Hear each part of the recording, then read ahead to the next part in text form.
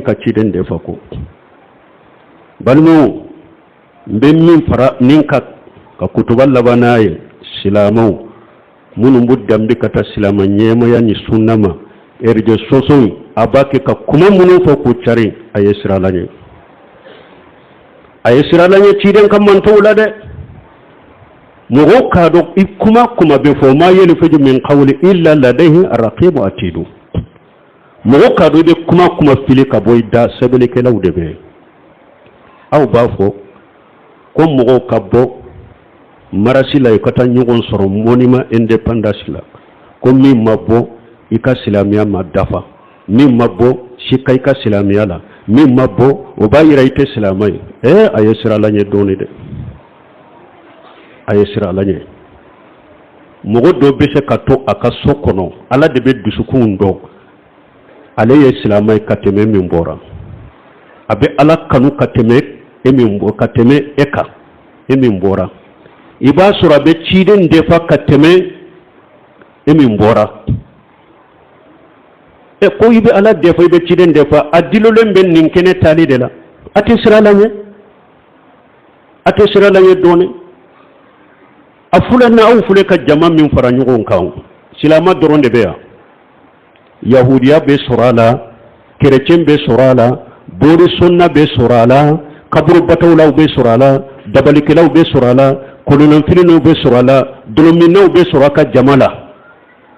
mogo do yere beta jama in kono nin ton yere kam mogo munun ka ton yere ala nani ni dina nani u yere do be ye aw no fe jama na yere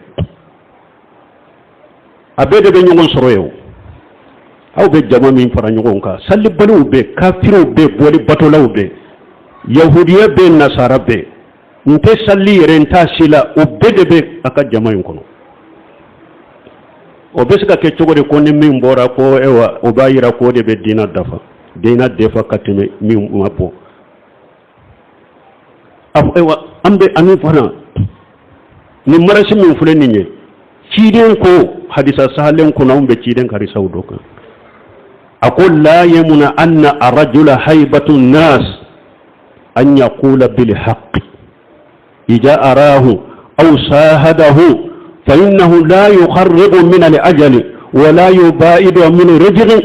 aw an yaqula bi haqqin aw yudkar bi ajin ciden ko kana mugo bali de hada madimu siranya kana mugo bali ka cinyafo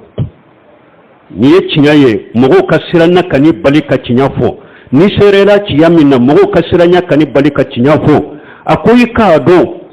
ate mugo gere sayala ate mugo ka garjage mabayla ni mugo minye cinyafo ube ni ko bawfo dinala oti saka sore ka sa wakati manawo cinya foli te hada made sandi sifaka ka soro ni ka faka wakati mana cinya foli te ke sababu ka karjage sim manke hada madema ala garjage min sabiye aka boli min fule ni nyew adelila be mi karni sababulo sebo tilela ciden nani naw dina nani nala nani na tabi na utilela dina nani na sebo nani na tabi na utilela o chogo kelena karni sama jabakulu saba seba tabi na delila kilembe suraw bolo yoro juma nunun ka kuma kauna ko ni ciden nani na dina nana ayo bo aka marashike abemi ate sunna karamogo munu sunna karamogo nyuma temena munu saraw munu be nyanama yalaw sunna karamogo be barake ni qur'anai ani sunna ala fahmu salafu salihu uta sura shika kuma la ko mogo ka boka marashika ate dina ko silamiya dina sunna karamogo nyuma sitte nimbe barake ni qur'anani sunna seba ka famuka ni be se ka ya ka kuma la aka kitabu kono baka kuma kono nabe marasi la daga ate aw be qur'ana aya munu fo ka bu ke marasi delelay wa yaw jigna bidia tawsir kitabu te ya jamakulu saba tawsir kitabu sahalun te wa ayu take tawsir kitabu sahalun na ate aya sisoro tawsir kitabu sahalun na aya min be marasi la daga ube aya min be marasi bodi irawula te fonni mugo min aya do fonni yere ka hakilna ni yere ka famuye sebo ka famute tabina ka famute tabina ka famute meka aya soro qur'ana kono sebo ka famu tabina ka famu tabina ka famu ko be ke marasi delila ate hadisa te ni be hadisa min soro sebo ka famu la tabina ka famu la tabina ka famu la na be ke marasi delila ate dole ke banyuma ye marasi haramu ya ni ko saba dola kele de do ko marasi nasara ni yahudi Allah dege do rate islamiyya dina kono nkaw yere bake kafo ko malite islam jamana de ko la istere de bo ni ayala afora aw yede wan ni be jamana kun ni islam jamana te kala soso o de fora wiya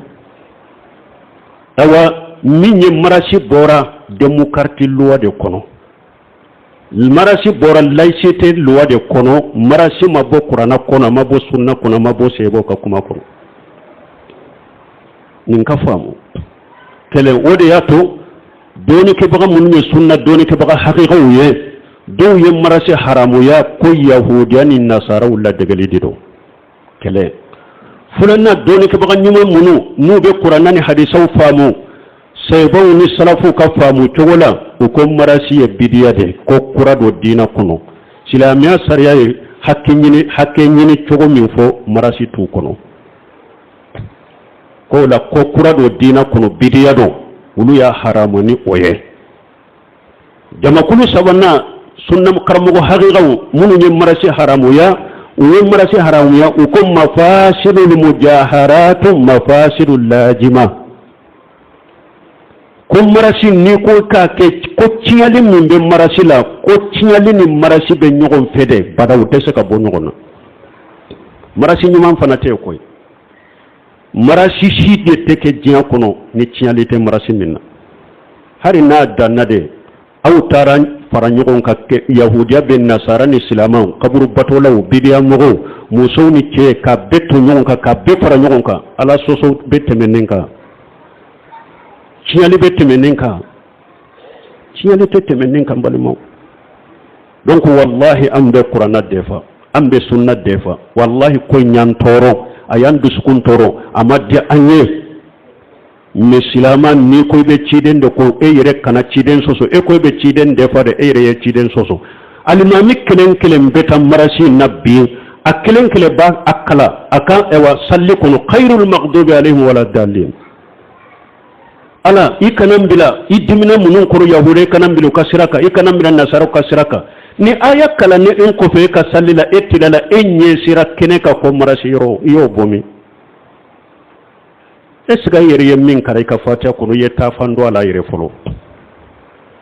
donc ambe min fo o yen ninde aye dusu kasi aka dimi aka ka qur'ana defa ma ba de adefa chugodi nyemo debe awula doni ke baga be bolo ni na nyuguna kera ni mugo min nyake ni nyema be awula ya ayyuhal ladina amanu atullaha wa atu rasula wa ulul amri minkum aw be kota ka di nyema de ma atobe nyema de bolo ni aw tarafu nyema yen nin kera wa yaw ka bara banne pew atobe nyema ni alache